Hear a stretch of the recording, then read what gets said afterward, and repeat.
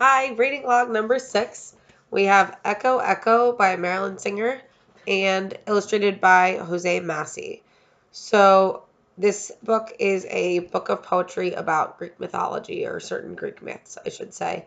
And it is in the reverso form, which Marilyn Singer actually made up herself. So, it's very unique. It's a super interesting take on a way to convey Greek mythology, which I'm a huge fan of. So even from the beginning with the reverso form, you can see that the illustrations also match with this reverse form, which is cool. So even on the cover, you see like this is old Greece, and then underneath it's like kids riding on a boat in present day, like looking at all the things that um, are around them from ancient Greece. So very uh, interesting. So every page has an illustration on one side and then the poem on the other side. And it's the same read, like if you read it this way, this poem is the same read up that way. So they keep one side of the page usually a different color to like differentiate the two. And this is kind of the picture from the cover, except for it's flipped. And you can see like the new age of kids in their boat, like reaching for the old age of Greek myth or Greek society, which is super cool. Definitely like hidden like symbolism in a lot of the pictures, which is super cool. I'm not a huge poetry fan, and this book like fascinates me, so I thought it was really awesome. He keeps the like color scheme mostly like two colors for each. So this one's primarily like green and yellow and blue. And the style is like kind of an ancient Greek style. Like you only see the profile for the most part, and the features are really delicate, and then the clothing is pretty intricate. So for this, and then at the bottom of each page, so this one's Pandora's box, so you can see like her box before she opens it, and then after she opens it, she lets out all the bad stuff.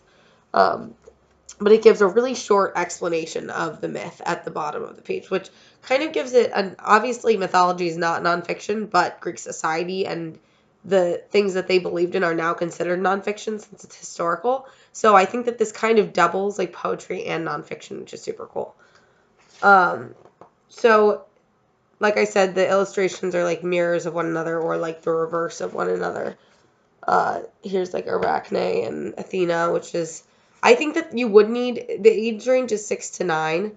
Oh, and it's also by Dial Books for young readers, which is associated with Penguin, and this was 2016, so it's pretty new. I think even older audiences could appreciate the intricacies of the poems and the illustrations and how they work together. And I think that you would have to kind of have some sort of background interest in Greek mythology in order to really appreciate it. But say like somebody, a child read Percy Jackson and the Olympians, and they're obsessed with Greek mythology and they already have some background knowledge of some of these myths, it would be beneficial for that. So what else? So the coolest one I think for me is the Icarus and Daedalus picture. So let me find that. Just because. So this page is actually cool too because in this one it's not clearly split down the middle. You have the woman in the middle and then she's showing both sides. But it is still split here.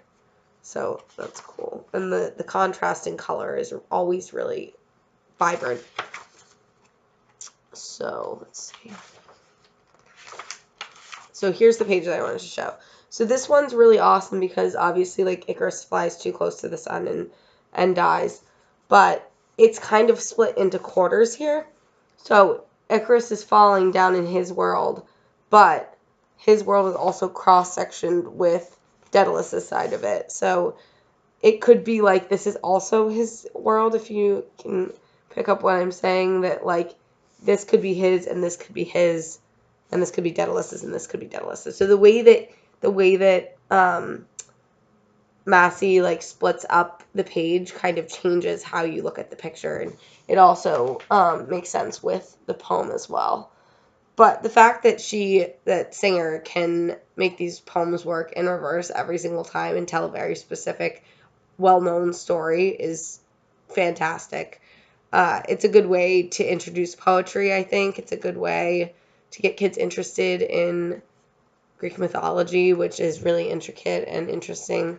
And then there's not really anything on the like within the inside covers, but I think that the cover page speaks for itself with the reverso form. So that's number 6. We'll be back with number 7.